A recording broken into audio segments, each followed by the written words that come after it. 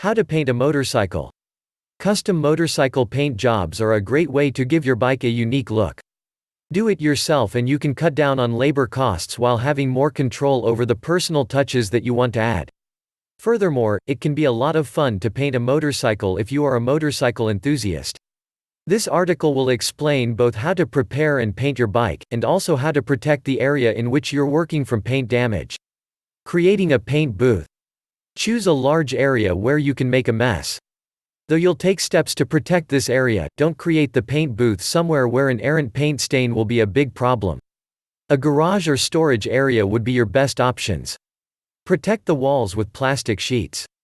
You can buy plastic sheeting at any home improvement store like Lowe's or Home Depot. Make sure you buy enough to protect the whole area. Use thumbtacks or a hammer and nails to hang the sheeting up on the walls.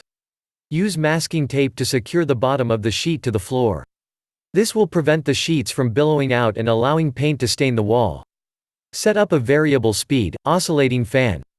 Place it somewhere where it will blow fumes out of the room or space, so you don't inhale too much of it. Set up additional lighting. It's important that you can see what you're doing, so place extra lights in the area where you'll be working. Floor lamps would work well, but you can place side table lamps or desk lamps on a flat, elevated surface, as well. You can also increase the brightness in the room by adding reflective materials such as aluminum sheets or mirrors on the walls. Preparing your motorcycle. Remove and set aside the parts of the bike you plan to paint. This article will use the tank as an example, but the same basic method should be applied to all bike pieces. The tank is a great place to start if you're new to painting motorcycles because it's fairly easy to remove and has broad, flat surfaces that are easy to work with. Check which size Allen wrench you need to remove the bolts holding the tank in place. Remove all the bolts holding it in place and lift the tank off the frame. Set it aside. Store the bolts in a plastic baggie clearly marked as tank bolts. Sand down the surface you wish to paint. This part will take some time and elbow grease, but it's an important step. If the surface you're painting isn't perfectly smooth, you'll end up with an ugly, uneven coat of paint on your bike, and nobody wants that. Purchase sandpaper at any home improvement or hardware store, like Home Depot or Lowe's. Rub the metal surface down with sandpaper in a circular motion until you have removed the old paint. You should be down to bare metal by the end of the process. Switch back and forth between arms to prevent fatigue and soreness. Take a break if you need one. You don't have to finish this project in one sitting. Wipe down the newly sanded surface. Remove any residual dust or particles that might be on the surface.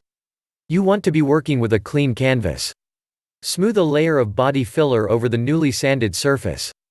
This will help ensure you're working with as smooth and level a surface as possible. You can purchase body filler at any automotive retailer, from O'Reilly's to AutoZone, and also in many home improvement stores. Mix the filler up well to make sure it's loose and not clumpy when applied. It hardens quickly, so repeat the process in small batches as often as necessary. Apply it in a layer about 1/8 thick. Resand the surface once the body filler has dried. You want to wait about an hour to make sure the surface has dried completely and ready for a second sanding. If you're not satisfied that the surface is perfectly smooth and ready to be painted, apply another layer of body filler and sand it down again. When you're satisfied with the smoothness of the surface, move on to the next phase, painting your bike.